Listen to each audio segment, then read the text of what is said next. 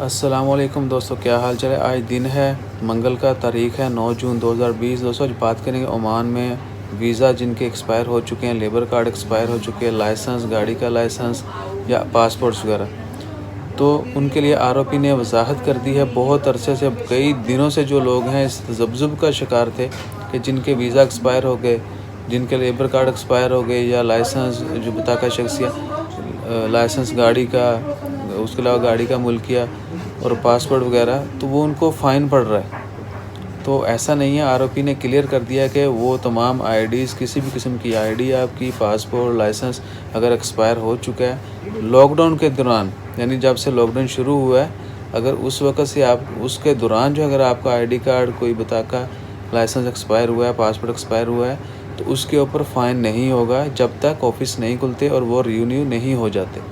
हाँ, अगर आपका लॉकडाउन से पहले कोई आईडी एक्सपायर हो गई थी या पासपोर्ट एक्सपायर हो गया था, लाइसेंस एक्सपायर हो गया था और आपने अभी तक रिन्यू नहीं करवाया, तो वो उस दौरानिए के दिन जो लॉकडाउन शुरू होने से पहले और जब आपका एक्सपायर हुआ था वो फ़ाइन आप पे करेंगे।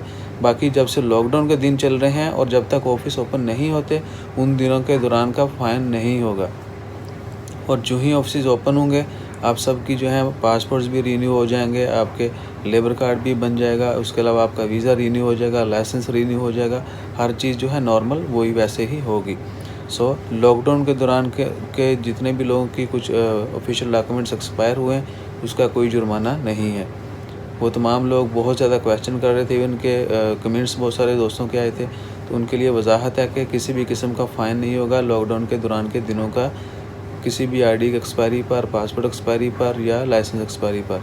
सो इंशाल्लाह खैर, अपना ज़्यादा से ज़्यादा ख्याल रखें, दुआओं में ज़रूर याद रखिएगा, अपना ज़्यादा से ज़्यादा ख्याल रखिएगा, चैनल को सब्सक्राइब कीजिएगा। अल्लाह हाफिज़।